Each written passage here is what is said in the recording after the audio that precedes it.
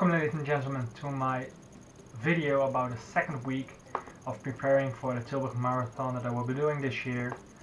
And we'll get right into it. I wanted to show you some of my experiences that I had this week and keep it a little bit shorter than last week because it's just a really, not necessarily boring, but it's just a training week. There weren't some special stuff that I wanted to talk about, especially when doing marathon preparation. Some weeks can be really boring or not just as exciting as you might expect them to be, because it's just a lot of work that you have to put in, and making it interesting for yourself is okay, but explaining and giving a sensation about how special that is, explaining that to someone else, can be really difficult. So I'll try to do that and try to keep it interesting. But once again, I think this video will be a little bit shorter than the last one. Good. What I'm going to do in this video, I'm going to show you my 3 trainings. Training 1, training 2 and training 3. After that, I'm going to show you some overall results that I did in those 2 weeks. And I'm going to show you my progress till so far, so that you get a good view about how I started and where I'm at now. And after this week, so in the 3rd week, after I'm finished with that, I'm going to continue and explain what went on and how it went, and if it went okay or not, just to continue and make it really visible for you as well for me, because I'm also getting the benefit of it for explaining it to you, making you understand what happened. And that's really crucial for my development, growing towards the marathon. So to begin, I'm going to show you my first training. As you can see over here, you can see my training of 1 hour 10 minutes and 9 seconds. You can see my average heart rate of 150, and the distance was 12.55. This training, I let myself free a little bit more than the other trainings. Why? Because this training is on Tuesday, and the long distance run I do all week or once a week is on Sunday. So for that reason, I thought, well, I have a lot of energy and I'm feeling really great. Why shouldn't I enjoy it a little bit more? So I did that in that training. And what did I do? I said, okay, normally you have to train in a green area, as you can see underneath the map, with your heart rate, and now I've set my heart rate on zone 3 and 4. So if I wanted to run a little bit harder, I was able to do that. In the meantime, when I did run in my zone 4, I experienced that it felt really good for me, because I was used to run in a system or zone 4, and now training in zone 3, it's mainly a little bit, or it's a little bit different than running in zone 4, because in 3 your energy, what you're using, is different than in zone 4, because in zone 4 you're mainly using carbohydrates, and in zone 3 it's a combination of carbohydrates and fats in your body, so it feels different. If you go in 4, as I did in this training, I felt like my energy going down towards 40-45 minutes, and around that mark I took a banana to make sure that my energy levels go up again, and I felt that it went better and that I regained some energy, so that was really good.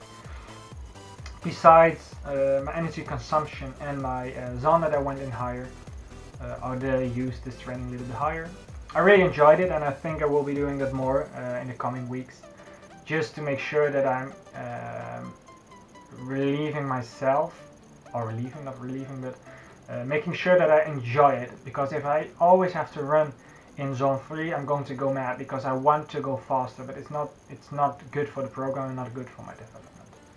So that's for the first training. Let's go on to the second one. This is the training on Friday. On Friday I did almost an hour run and almost 11 kilometers for distance. This run was also in the 3 and 4 zone, but it wasn't supposed to be in the 4 zone, but I just again had a lot of energy and I wanted to use that, so I tried to keep it 3, but a lot of times I ran it 4 and my watch would say to me, you need to calm down. So I did that, but once again I feel that I have a lot of energy and I really want to use that, but you have to listen to your coach, your trainer, or your watch in my case. And it is just crucial to listen to what you have to do, because I can do it 1 time a week if I have 3 trainings. That's not a problem. But if I do it on 2 out of 3 trainings, then I will go too fast, and the effect of that could be a burnout, or just not feeling motivated, or separating your body from your mind in training, because my mind really wants to, my body as well, but my problem never was that I didn't want to do something. It was just that I had to calm down a little bit. So I was always motivated, but I needed to be aware of my obsessive nature with doing stuff. So for that reason, this is really powerful for me to train with the watch, with the zones. Besides what I just told you, my average heart rate was 152. Pretty good, not awesome, but just good. And it stays around 150, so I'm really happy about that. Let's go on to the third one. On Sunday I did my long distance walk. The long distance walk was cold, really cold. It was snowing outside, there was a lot of snow and I had to run, and in the beginning it was just freezing. But eventually, after 10 minutes, as you can see, my heart rate went normal. Before that, I had a little bit of problem with my heart rate sensor. I don't know why. It's just a hiccup that keeps coming back. I don't know why it happens, but it just happens. And I stayed the whole training in zone 3, as you can see, 49% of my training. And it felt actually really good. Normally, or in the past, when I ran a marathon, especially on the marathon day, so the finish line, if you want to call it that, I always ran in the zone 4. But around 30 to 35k, I always experienced that my energy levels would just drop. And now, practicing in level or zone 3, I don't have to drop anymore, around 15 to 20, it just keeps going. So I'm really not nervous, but really curious, that's the right word, curious towards going to the 2.5-3 hour trainings that I will be doing, going to the end of the training for the marathon. So I'm really happy how my heart rate goes now, because it still stays around 152, and I believe that my speed goes up, but I'll talk with you about that in a second. But as you can see on the round, it just went well. Heart rate wasn't too high, distance was good, and the time that it took was also pretty good. To give you a little bit more information about how my training goes, and especially how it all fits together, I created an overview for you so that you can look into it together with me.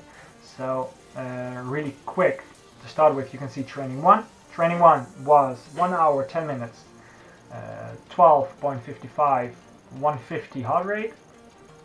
Training 2 was a little bit shorter, 65 minutes, almost 11 kilometers, and a heart rate of 152, so just 2 beats higher on average. And the third training was longer, so it was my long distance run, as I always do during the week, and it was 1 hour 36.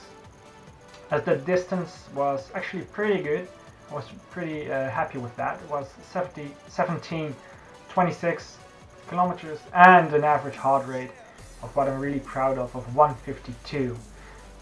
And why am I really proud of that heart rate? It's really simple, because you can see in the second training, you can see a distance of 10.78, and I had the same heart rate as training 3, where I ran 1 hour and a half. So my heart rate, if you compare it to 1 hour to 1 hour and a half, isn't going up when I'm running around 1 to 1.5, almost 2 hours.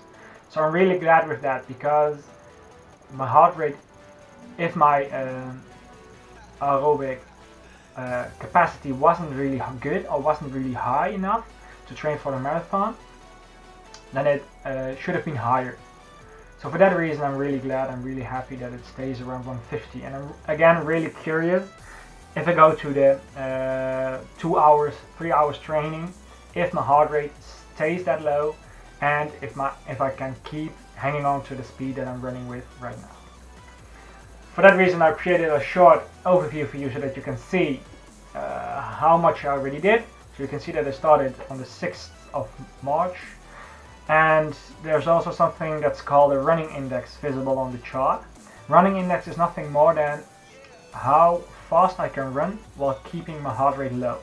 So the higher the score, the better the index.